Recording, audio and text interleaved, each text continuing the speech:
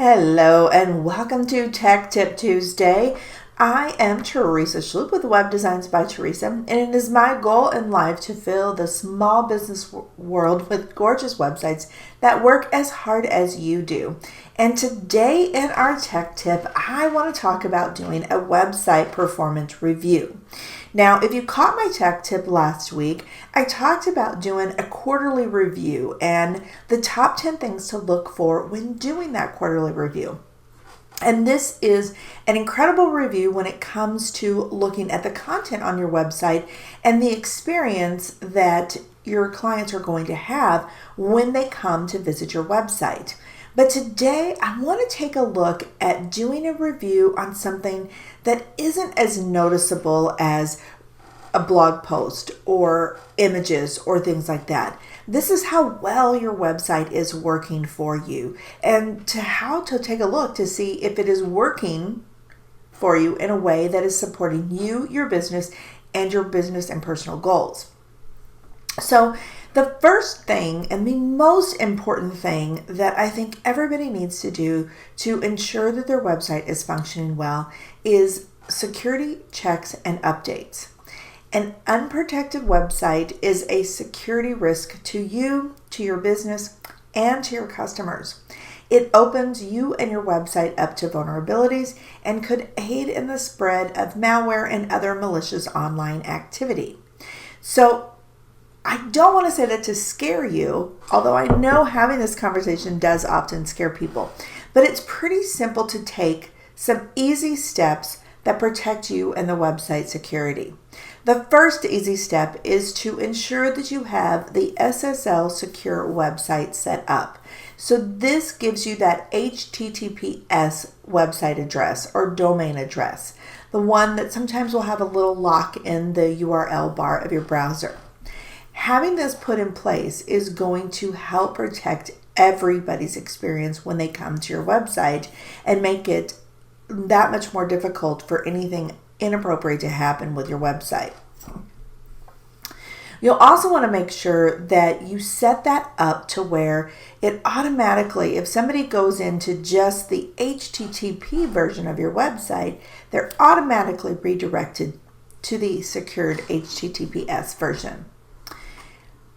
Those two things sound overwhelming and they sound a little scary. They're really simple to do.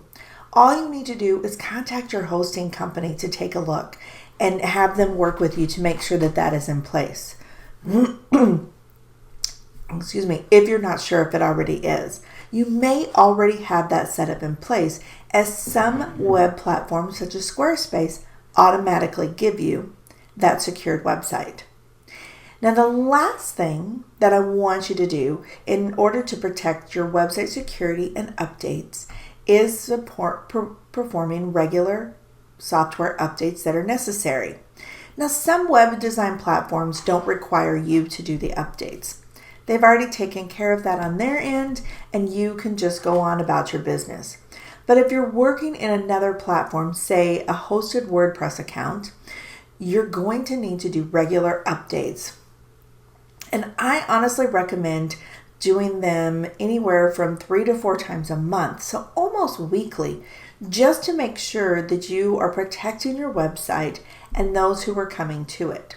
Doing these updates, if you keep up with them, they're really not that overwhelming and they're pretty simple to do. All right, so the second thing that I want you guys to do when it comes to doing a website performance check is that content review and changes. Now, I talk about this a little bit in depth, I should say, in my post last week in the website quarterly review. But there's also a reason to go through doing this just for the benefit of your SEO. You want to make sure that what you have on the website is supporting the SEO keywords that you have in place. It is supporting what you are sharing with the world and that you're staying up to date. The other benefit to doing this by reviewing your content regularly is each time you go in and make minor changes to your update, you are showing the world and Google that your website is reviewed, updated, and relevant in today. and that it's not a website that has been created and then forgotten. So if you have any questions on how to do that in depth, check out last week's post for Website Quarterly Review, and it'll show you exactly how I conduct a quarterly review. Now, the number 3 thing that I want you to check here is broken links. And again, we talked a little bit about this last week. That was more from the user perspective of broken links, or just links directing people off of your website and away from you. This today is focused entirely on those dead links that go nowhere, because while a couple of dead links are not going to hurt you, having a ton of dead links not only are going to hurt your user experiences, but they can start to affect that SEO aspect of your website, because it's going to say, this person is not updating their website. I wonder if it's abandoned. And it's going to hurt your visibility within Google and other search engines. Now, you can easily check for broken links by using a dead link or broken link checker. And if you go to my website, webdesignsbyteresa.com, later on today, you can check out a blog post, or actually you can go there now, not later on today. You can check out the blog post associated with this video, and I give you direct links to 2 checkers that I myself use. All right. Number 4, when it comes to doing a performance review, is SEO review and updates. Now, there are 2 benefits worth mentioning when doing an SEO review. The first is that by reviewing your SEO, you're showing that your website content is relevant in the moment, and that goes back to those content updates that we were talking about here just a few moments ago. The second benefit is that when you review your SEO, and I've seen recommendations of reviewing it every 4 to 6 months or 3 to 6 months, you know your industry best, you know your timeline best, so do what works for you. But going in and reviewing your SEO, even just once or twice a year, you're able to update those keywords and phrases to match the keywords and phrases that your ideal client is using when they're searching for you and your services online.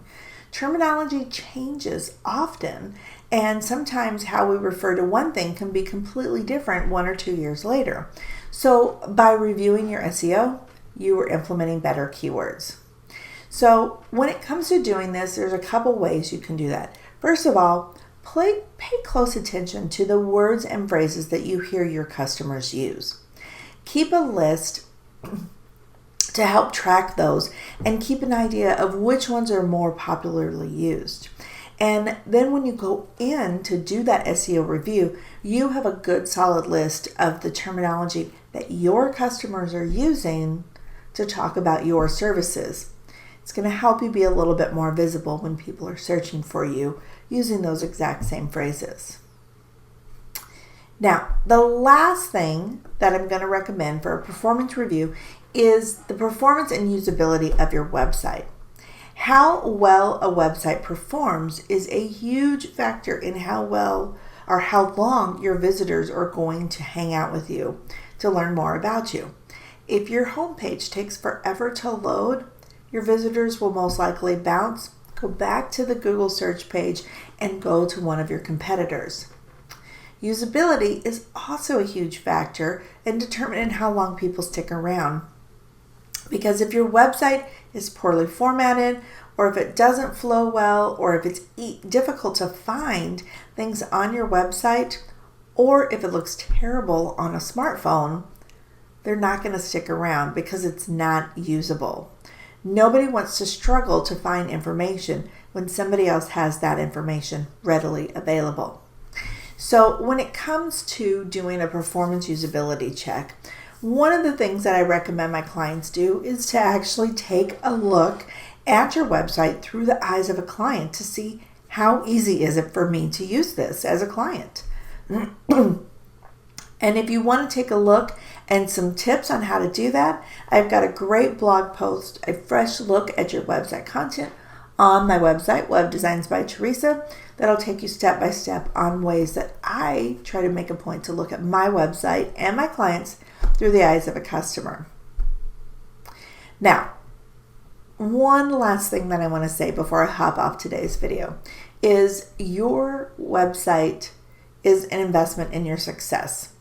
Taking the time to do this may seem overwhelming and it may seem daunting, but it's more than just a to-do list. It's an investment in your success, in the success of your business, and it's your overall happiness. And in my opinion, you deserve the absolute best.